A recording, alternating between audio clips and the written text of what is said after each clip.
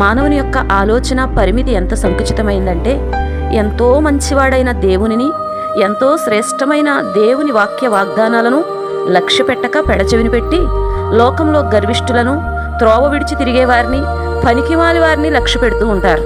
కానీ దేవుడు శ్రేష్టమైందేంటో ఇక్కడ రాయించారు. నీవు వారిని లక్ష్య పెట్టక యెహోవాను నమ్ముకుంటే ధన్యుడు అవుతావు, యెహోవాను ఆశ్రయిస్తే ధన్యురాలు అవుతావు. ఎందుకంటే ఏ వ్యక్తి తన ప్రాణ విమోచన క్రయధనము చేత నిన్ను విడిపించలేడు, ఏ వ్యక్తి నిన్ను కుళ్ళు పట్టకుండా కాపాడలేడు. ఈ సత్యాన్ని ఎరిగి నీ ఇంకా మనుషుల మీదే నీ భక్తిని ఆధారం చేసుకున్నట్లయితే దేవుని ఎదుట అవిధేయునిగానే మిగిలిపోతావు. గర్విష్ఠులనైనా సరే, త్రోవ విడిచి అబద్ధాల తట్టు తిరుగువారినైనా సరే, రెండు రకాలైన మనుషులను ఇక్కడ మనం చూస్తున్నాం. గర్వం, అతిశయం. గర్వం, అతిశయం ఎప్పుడైతే మనిషి జీవితంలో ఉంటాయో ఆ మనిషిలోనికి దేవుని మాటలు వెళ్ళలేవు, ఆ మనిషికి దేవుని హెచ్చరికలు చెవులు దాకా వెళ్ళలేవు. ఎందుకంటే గర్వం మనసుని చెవుల్ని కూడా పనిచేయకుండా చేస్తుంది. అప్పుడు వారు దేవుని త్రోవను విడిచిపెడతారు. మూడోది, అబద్ధాల తట్టులోకి వెళ్ళిపోతారు. ఈ మూడు కూడా భయంకరమైన పరిస్థితులనే సూచిస్తున్నాయి.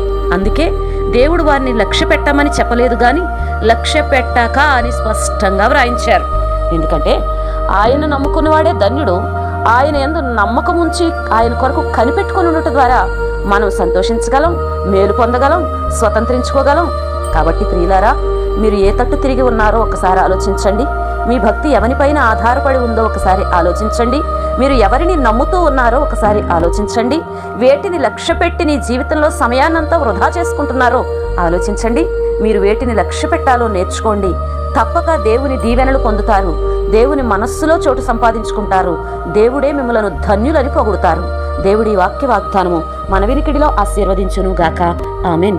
పరిశుద్ధ తండ్రి, ఈ మాటలు వింటున్న ప్రతి కుటుంబాన్ని ఆశీర్వదించమని, నీ సన్నిధిలో, నీ సముఖములో నీ యందు భయభక్తులు కలిగి దీవించబడే కృప దయచేయమని యేసు పేరిట ప్రార్థించి పొంది ఉన్నాము తండ్రి. ఆమెన్. దేవాది దేవుని మహాకృప ప్రతి కుటుంబానికి